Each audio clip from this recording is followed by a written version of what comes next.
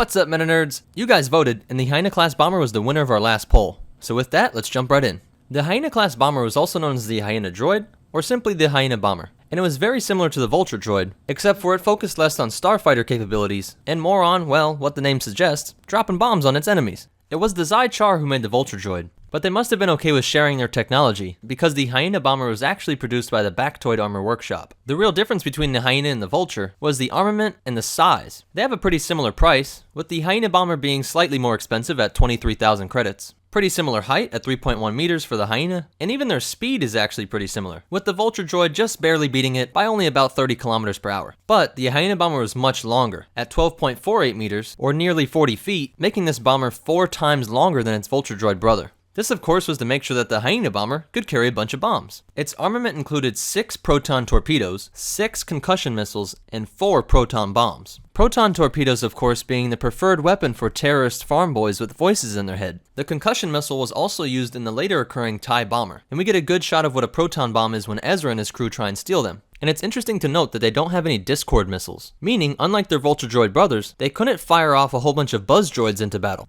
I assume this is because buzz droids are really for taking out other starfighters, and the Hyena bomber wasn't really intended to get in any dogfights. But, just in case it did, they also came equipped with 2 light laser cannons, just in case they encounter some unanticipated resistance. But when they're in a huge battle, we usually see them escorted by a bunch of tri-fighters. Now the Hyena bomber doesn't have any shields, but it does have an interesting ability. Just like the Vulture droid, it's able to turn its wings into legs. But because of the longer length of the Hyena bomber, the legs are actually broken up into more segments, giving it a pretty cool look. Now the Hyena bomber makes its entrance into the Star Wars timeline during the Battle of Ryloth. Dooku realizes that the battle was lost, but doesn't want to give up the capital. So he sends the bombers in just to go flatten the area, and is perfectly fine with losing Wat Tambor. After this, the Vulture droid is used all the time during the Clone Wars. And like many other droids, the Hyena bomber's story ends with the deactivation of the CIS army. But there are a couple interesting facts I want to go over before you leave. To give a better reference point for their speed, I thought it'd be interesting to compare it to some real-world jets. Now the Hyena bomber's top speed was 1,150 kilometers per hour, or 714 miles per hour, which seems crazy fast, until you compare it to an F-16, which has a top speed of 1,350 miles per hour, nearly twice as fast.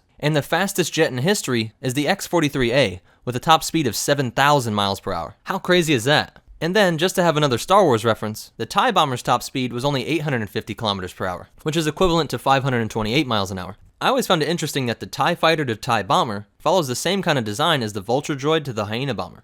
In other words, with both of these, in order to go from the starfighter version to the bomber version, they just duplicated and widened the main body of the craft. I also wanted to provide you with a real-world comparison for each of the bombs. Now the Mark 84 general purpose bomb seems to be about the same size as the proton bombs that we see in Rebels. But sometimes proton weapons in Star Wars leave a blue trail and other times they don't, so it's a little bit confusing there. This is an example of what a Mark 84 bomb looks like when it goes off, and you can kind of compare it to what the Hyena bomber delivers here on Christophsis, which definitely seems to be bigger than what's being dropped during the Battle of Dathomir. And our only behind-the-scenes fact is that supposedly the name Hyena Droid Bomber was first learned through a video game, specifically the LEGO Star Wars The Clone Wars game. Well, that's it for the Hyena Droid Bomber. And be sure to click on that little eye on the top right of the screen, that way you can vote in the poll. This poll is all about our celebration. You guys are very strong in the Force, and we have reached 5,000 subscribers. I can't even describe how happy that makes us, so to thank you guys, we're going to do a giveaway. Be sure to vote on what you guys want most, and we'll pick the lucky winner soon. And if you want to help us grow even more, be sure to leave a like and a comment down below. And if you want to study Star Wars even further, there's tons of great websites online like Wikipedia, but if you want to get some source material and access to tons of great Star Wars books, be sure to click on our link in the description. It takes you to one book in particular, but be sure to browse around for anything that interests you, because any purchase you make through that link shoots us back a small percentage, which helps us move towards making this a full-time thing, meaning better and more frequent videos. But most important of all, remember, together we can make Meta Nerds stronger. And now, some bloopers while you think about what to watch next. It's payload included. It's payload included. I also wanted to provide a real world. And this definitely seems larger than what was deployed during the Battle of Dathomir. Count Dooku decided to use these against the CIS army. Oh, we're doing fan fiction lore now.